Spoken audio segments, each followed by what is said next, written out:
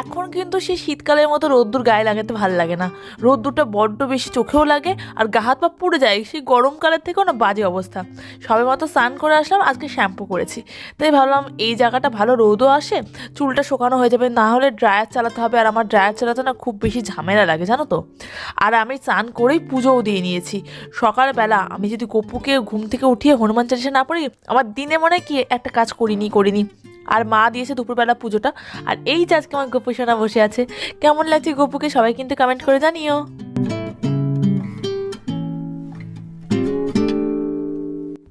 আজকে দুপুরে আবার এক জায়গায় নিমন্ত্রণও আছে, ওই জন্যই আবার একটু তাড়াহুড়োও করছি, আর সেই কারণে আবার শ্যাম্পু করলাম, না হলে আজকে শ্যাম্পু করার তেমন বিশেষ প্ল্যান ছিল না। মাও শ্যাম্পু করেছে। দাঁড়াও একটা জিনিস দেখাই তোমাদের, খুব বেশি ট্রেন্ডিংয়ে চলছে, আর ওই কারণে আমিও বলেছি মা তুমি একটা কেনো। মা রিসেন্টলি কিনেছে, এখনও পরেনি।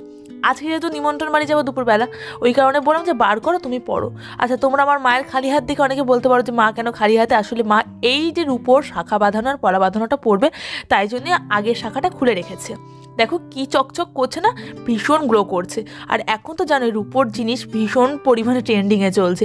আমার কিন্তু রূপোর শাখা বাঁধানো পলা বাঁধানো ভীষণ পছন্দ হয়েছে মা কেনার পর থেকেই, মানে সোনার থেকেও বেশি পছন্দ, যেন আমার এমনিও সোনার গয়নার প্রতি তেমন বিশেষ আকর্ষণ নেই। আর এটা কিন্তু গিফট দেওয়ার জন্য খুব ভালো, যে তুমি কাউকে গিফট দিতে চাও কোনো গয়নাগাটি, তাহলে রূপোর কোনো কিছু অর্নামেন্টস দেওয়া যায়, রূপোর জিনিস যেহেতু এখন খুবই বেশি চলছে। আর মা এই ঢাকা জামদানিটা পরে যাবে, তার সাথে ম্যাচ করে এই ব্লাউজটা নামিয়েছে। ব্লাউজটা কিন্তু ভালোই ম্যাচ করে গেছে বলো। আমারটা বের করিনি, আমার চুলটা এখনও শুকায়নি, একটুখানি ড্রায়ার লাগবে ওই আগার দিকটা শুকানোর জন্য। তা আমি এই থ্রি পিসটাই পরবো।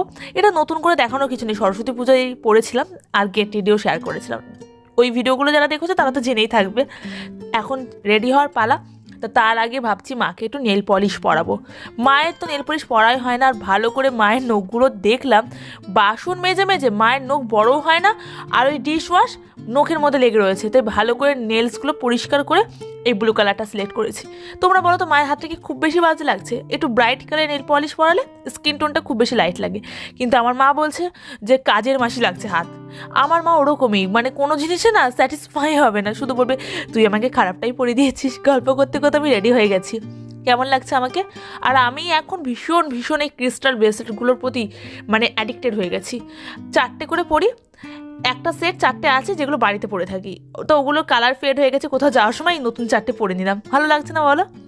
যদি ভালো লাগে কমেন্টস করে জানিও, আর ভিডিওটা ভালো লাগলে লাইক করে আমাকে কিন্তু ইন্সপায়ার করতে ভুলো না। যারা যারা এখনও বঙ্গলরা পরিবার হয়নি, ঝটপট ফলো করে পরিবার হয়ে যাও। আচ্ছা, মাকে কিন্তু রেডি করে দিচ্ছে, আমার আগে মাকে রেডি করেছি, নাহলে কোথাও যাওয়ার সময় ভীষণ ঝটাপটি বাঁধে। মা বলে আমাকে একটু শাড়িটা প্লিট করে দে, ভাই বলে একটু দেখো তো কোন ড্রেসটা পরবো।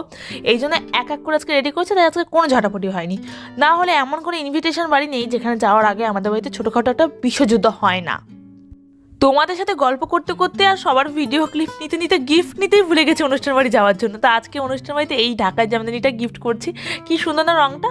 চলো বাই, সবাই ভালো থেকো, ভিডিওটা ভালো লাগলে শেয়ার করে